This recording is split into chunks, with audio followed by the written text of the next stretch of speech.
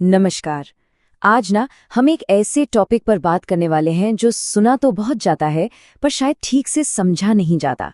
हम बात करेंगे सनातन धर्म की, लेकिन एक अलग नजरिए से।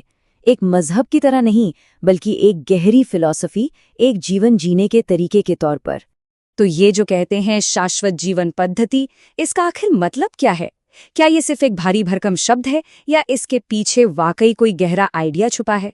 चलिए आज इसी को समझने की कोशिश करते हैं। तो आज की हमारी चर्चा कुछ इस तरह आगे बढ़ेगी। हम समझेंगे कि ये सिर्फ एक रिलीजन से बढ़कर क्यों है, इसके नाम का मतलब क्या है, इसके कोर प्रिंसिपल्स क्या हैं, और हाँ, सबसे जरूरी कि आज की दुनिया में इसकी क्या जगह है। तो चलिए सबसे पहले एक बहुत बड़े कंफ्यूजन को दूर करते हैं। देखिए, धर्म शब्द का मतलब रिलीजन या मजहब से बहुत अलग और बहुत बड़ा है। जब हम मजहब कहते हैं तो अक्सर उसका मतलब होता है एक सेट बिलीफ सिस्टम। पर जब हम धर्म की बात करते हैं तो वो असल में जीने का एक पूरा दर्शन है, एक होलिस्टिक फिलॉसफी। ये सिर्फ पूजा या कुछ रीति रिवाजों तक लिमिटेड नहीं है। तो फिर इस होलिस्टिक फिलॉसफी में आता क्या क्या है? देखिए, इसमें सब कुछ है।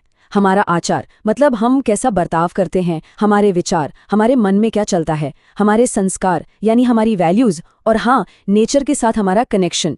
ये बेसिकली जिंदगी के हर पहलू को एक साथ देखने का एक नजरिया है।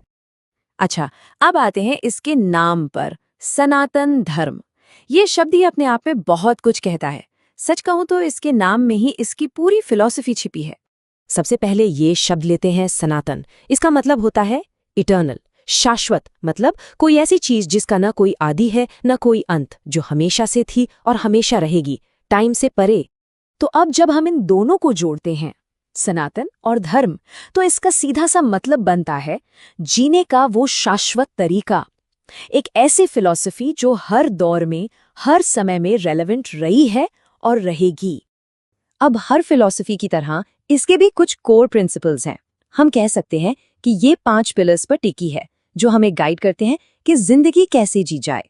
ये 5 स्तंभ हैं। धर्म यानी सही रास्ता, कर्म यानी एक्शन और उसका नतीजा, मोक्ष यानी लिबरेशन, अहिंसा यानी नॉन वायलेंस, और सत्य यानी ट्रूथ। ये सिर्फ किताबी बातें नहीं हैं, बल्कि प्रैक्टिकल गाइडलाइंस हैं। चलिए इनमें से कुछ को थोड़ा करीब से देखते हैं। तो सबसे पहले और सबसे जरूरी है धर्म।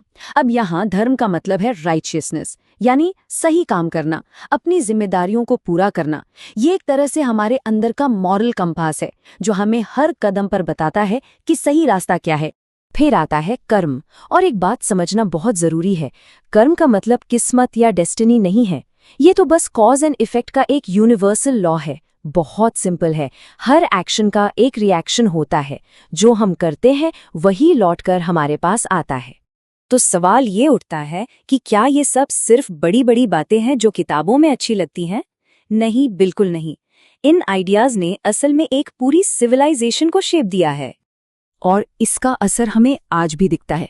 चाहे वो वेदों और उपनिषदों का ज्ञान हो या फिर योग और आयुर्वेद जैसी प्रैक्टिसेस जो आज पूरी दुनिया अपना रही है। हमारे त्योहारों में, जैसे दिवाली और होली, और यहाँ तक कि हमारे फैमिली और सोशल स्ट्रक्चर में भी ये फिलॉसफी आज भी जिंदा है। अब एक बहुत ही इंटरेस्टिंग सवाल पर आते हैं। क्या ये फिलॉसफी किसी एक ग्रुप, किसी एक देश या किसी एक जगह के लिए है? क्या ये किसी बाउंड्री में बंधी है? इसका जवाब हजारों साल पुराने एक बहुत ही गहरे सूत्र में छिपा है। ऋग्वेद में एक सूत्र आता है। ये लाइन अपने आप में एक रेवोल्यूशनरी आइडिया है। जानते हैं इसका मतलब क्या है? इसका मतलब है सच एक ही है, लेकिन जो ज्ञानी लोग हैं वो उसे अलग अलग तरीकों से बताते हैं। जरा सोचिए इस बात की गहराई को। ये फिलॉसफी कहती है कि मंजिल एक है, रास्ते अलग अलग हो सकते हैं। ये कितनी इंक्लूसिव और ओपन सोच है। और अब आते हैं सबसे अहम सवाल पर। आज की मॉडर्न दुनिया में इन पुरानी बातों का क्या काम? क्या ये आज भी रेलेवेंट है? बिल्कुल है। एक उदाहरण लेते हैं, प्रकृति का। इस फिलॉसफी में नेचर को हमेशा से पवित्र माना गया है।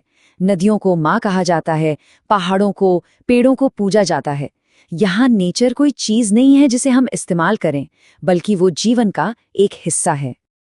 और सोचिए, आज के समय में ये आइडिया कितना ज़्यादा ज़रूरी है। जब पूरी दुनिया क्लाइमेट चेंज और एनवायरमेंटल क्राइसिस से जूझ रही है, तब ये हज़ारों साल पुरानी सोच हमें याद दिलाती है कि पर्यावरण को बचाना सिर्फ एक ऑप्शन नहीं, बल्कि हमारी एक जिम्मेदारी है, एक पवित्र कर्तव्य। तो कुल मिलाकर बात यह है कि सनातन धर्म सिर्फ कुछ रीति रिवाजों का नाम नहीं है, ये असल में एक बैलेंस बनाने की फिलॉसफी है, खुद के साथ, दूसरों के साथ और इस पूरी प्रकृति के साथ। It's a holistic philosophy for living in harmony. तो मैं एक सवाल के साथ इस चर्चा को खत्म करना चाहूंगी।